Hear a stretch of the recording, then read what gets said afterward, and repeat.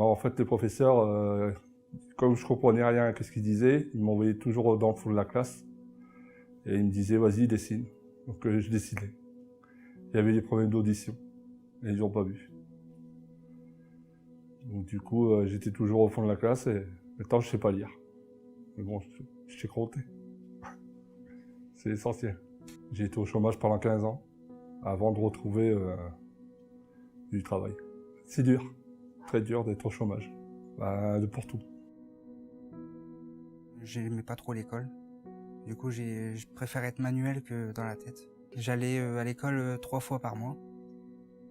Et je préférais apprendre, faire des stages plutôt qu'aller à l'école. J'ai quitté l'école à 16 ans. J'étais inscrit dans les boîtes d'intérim, mais jamais eu d'appel.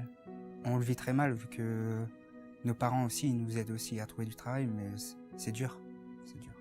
C'est dur vu que les entreprises déjà ne nous prennent pas, vu qu'on n'avait pas assez d'expérience. Et là, j'ai eu la chance de tomber sur Franck qui m'a pris, sinon je trouvais pas dans n'importe quel domaine.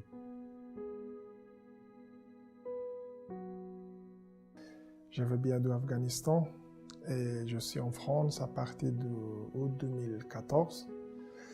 En Afghanistan, j'ai travaillé avec Médecins du Monde pendant 14 ans. Et en même temps, avec Médecins du Monde, j'étais administrateur et j'étais responsable de RH aussi. Et après, en août 2014, ma vie était en danger. Et après, j'ai décidé pour quitter l'Afghanistan et après, je suis venu en France. J'ai fait que ça, du centre d'appel pendant 13-14 ans à peu près. C'est un métier très difficile. On pense que quand on est assis, c'est facile, mais c'est pas du tout le cas en fait. Du début de la journée jusqu'à la fin, on n'entend que des gens qui râlent.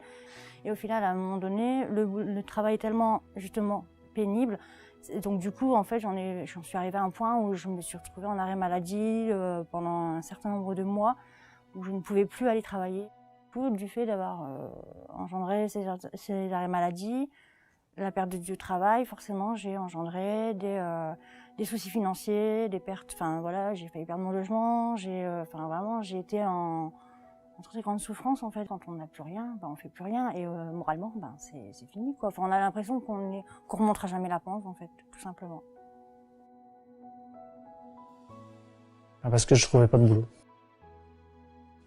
Impossible de trouver du travail. J'ai envoyé des CV partout, mais tout le monde m'a fermé la porte au nez. On fait rien, on tourne en rond, on dépense. En chômage, j'ai resté 2 ans en chômage. On tourne en rond, on s'embête, on fait rien de notre vie, on va dire. Oui, c'est une tracasse. C'est une tracasse, le salaire surtout. Le salaire, ça rapporte pour payer les factures derrière et tout ça. C'est important. J'ai fait un AVC en 2003. Il a fallu faire une reconversion, mais j'ai pas reparti tout de suite au travail parce que je perdais tout mon côté gauche.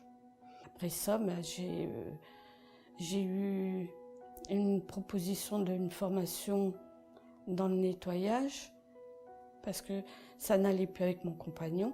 Il fallait que j'ai l'autonomie financièrement. À cette période-là, il fallait moralement, heureusement que j'avais mes 2 filles pour me soutenir. Parce que quand vous n'avez pas 2 enfants ou quelqu'un qui vous soutient, c'est très très dur. C'est vrai que ça m'est arrivé de penser, de dire mon Dieu, ça serait bien d'en finir des fois. Mais j'ai tenu le coup. Alors j'ai un niveau seconde générale. Juste avant de venir dans cette entreprise, j'ai fait une formation en remise à niveau en mathématiques. Mais suite à un manque de moyens, j'ai dû rebondir pour retravailler. On m'avait dit de venir sur l'Équin, de postuler pour l'entreprise Envie de Nord. C'est ce que j'ai fait, je suis venu automatiquement, j'ai été bien reçu par monsieur Raphaël. J'ai suivi 2 entretiens au bout de 2 semaines et il m'a appelé, il m'a dit « je te fais confiance », ça fait super plaisir. Avant de faire une formation mathématique, je faisais de l'intérim. Donc il y avait énormément de coupures. Cette entreprise, elle m'a permis vraiment de travailler sans m'arrêter. Je ne connaissais pas ça avant. Donc j'ai travaillé à la Serre des Prés en premier. Et après la Serre des Prés m'a envoyé ici, en Vitezeux. En fait, je conduisais le tracteur et je ramassais les légumes. Madame Picotin, l'ambiance, comment elle m'a accueilli dans l'entreprise et tout. C'était super, quoi. Moi, je lui ai rendu par rapport au travail que je faisais. Enfin, j'espère. Et autrement, j'ai progressé grâce à eux. Autrement, j'aurais rien fait. Ah, j'ai pas les mots pour dire. Elle est généreuse, je peux pas... J'ai pas les mots. Parce que je me souviens que ma mère est partie, elle est venue à son enterrement. Donc, faut le faire. Premier salaire, un cadeau à ma mère. Après, ça a été à mon frère. C'était son anniversaire. Voilà, c'était une étape dans ma vie. Une belle étape. Ils ont cherché pour moi, en fait, quelque chose qui convenait. Donc, du coup, il y a une place qui s'est libérée à Nord-Pas-de-Plast. Ils ont demandé et ils m'ont dit va voir là-bas, on va t'envoyer là-bas pour voir si ça te convient, quoi. J'ai dit de toute façon, le premier travail. Moi, je cherche du travail, c'est pas pour glander.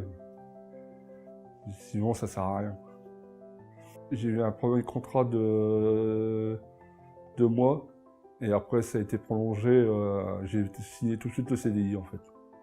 J'aurais pas cru qu'on m'aurait dit ça, quoi. J'aurais dit non. Et je peux faire à peu près tous les postes, sauf le directeur. Je peux pas. Parce que le travail, c'est important parce que c'est l'autonomie de soi-même. Et en fait, on est là et on doit servir à quelque chose. Pour moi, c'était autonomie de son argent et en même temps de se sentir libre de choix de pensée, parce que c'est important tout ça. Là, le soutien, c'était Manon, elle m'a bien soutenue. Il y avait aussi Geoffrey, qu'est-ce qu'il m'avait bien soutenue aussi. Au 11 avril 2016, j'ai commencé avec les greniers d'Envie, comme les agents de tri. Et après, à partir de juillet 2016, je travaille avec Vita Service comme un magasinier. Pour retrouver un logement et pour retrouver le visa pour ma famille, le gros vitamine T, elle m'a aidé beaucoup. Et après, mon femme et ma fille sont arrivés en France au 1er décembre 2016. Quand je commençais, je prenais beaucoup de choses parce qu'en fait, même maintenant, j'ai une assistante sociale. Avant, c'était Monsieur Robin.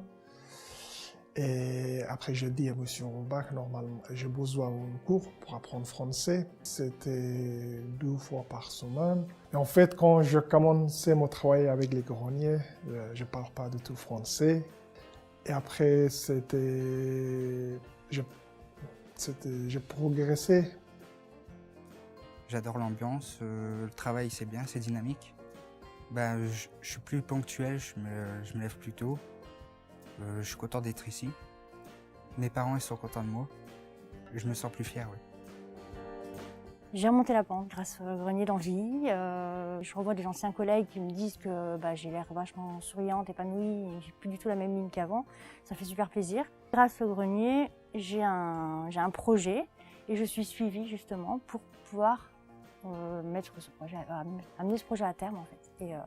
Et c'est en cours. Donc c'est vrai que du coup là je me sens quand même mieux psychologiquement, moralement.